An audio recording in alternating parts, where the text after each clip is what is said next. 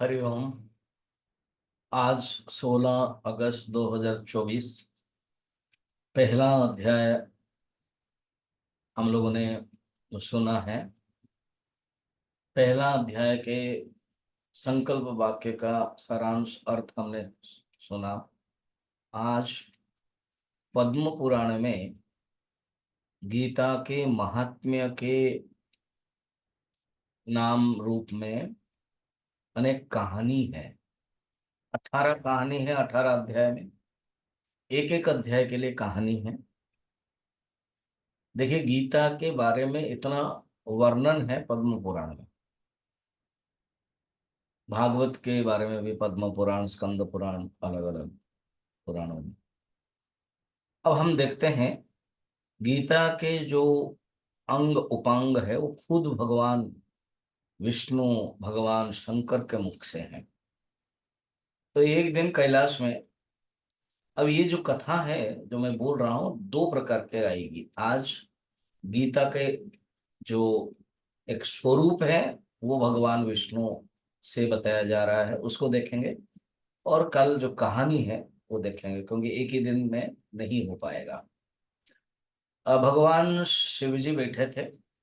बहुत कम मौका मिलता है पार्वती जी को कि उनसे कुछ पूछ सकें, बात कर सकें, क्योंकि हमेशा ही भगवान शंकर ध्यान में रहते हैं, आंख बंद रहता है। एक बार भगवान शंकर ध्यान करते तो 80,000 साल तक चला जाता है। रामचरितमानस में वर्णन है। जब वो सती का देह त्याग किया तब के उपरांत उन्होंने ऐसे ही ध्यान किया है। चलिए, अभी हम देखते हैं कि पार्वती जी, सती के बाद जो जन्म है, पार्वती जी ने प्रश्न पूछा कि भगवान, अ, गीता के महात्म्य हम सुनना चाहते हैं।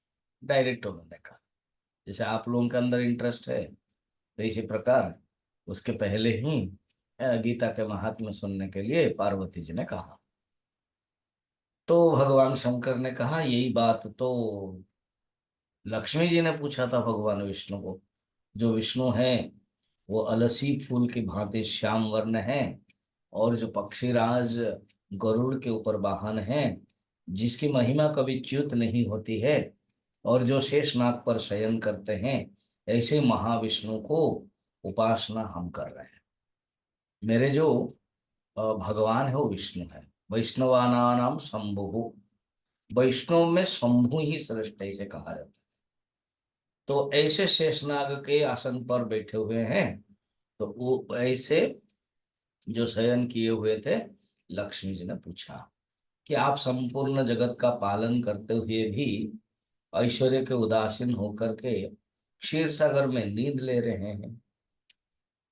तो विष्णु भगवान हंसने लगे और कहा कि सुमुखी, मैं नींद नहीं ले रहा हूं, मैं अपने माहेश्वर तेज का साक्षात्कार कर रहा हूँ। ये क्या बात है? माहेश्वर तेज माने क्या है? भगवान शंकर को बड़ा इंटरेस्टिंग है।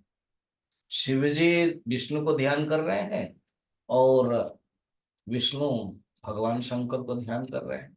और ऐसे ध्यान करके ही मैं, तुझे नींद सा प्रतीत हो रहा है, मगर सचमुच नींद नहीं है। अच्छा, फिर उसके बाद कह रहे हैं, लक्ष्मी जी ने पूछा कि ये तो बहुत अच्छा है, चीज है, तो आप भी सब कुछ है और आप चिंतन कर रहे हैं, तो बताइए कैसे ये शक्ति आपको मिल रही है। बस यहीं से शुरू हो जाती है जो धागा। तो कहते हैं ये गीता शास्त्र में इसका प्रतिपादन हुआ है कि परमानंद स्वरूप मेरे जो है, जो इसको ज्ञान जान लेता है वो धन्य हो जाता है।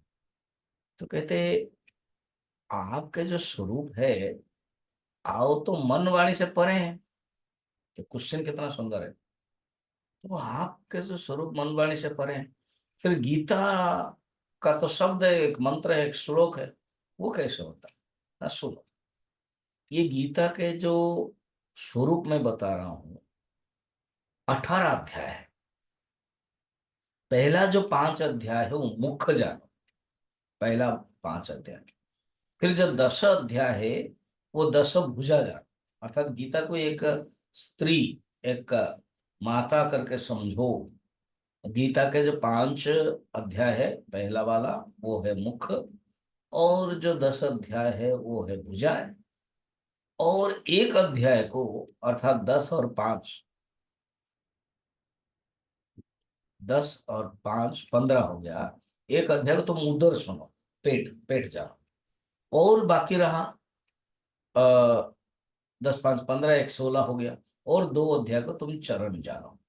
तो इस प्रकार के एक प्रसिद्ध श्लोक है इसमें ही। अ, शृणु शुश्रूणि बक्ष्यामि गीतासु स्थितिम आत्मनः।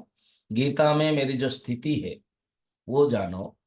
वक्त्राणि पंच जानी ही पंच अध्याय अनुक्रमात्। ये अनुक्रम से माने सीरियल से पहला जो 5 है ये जानो कि ये मुख है।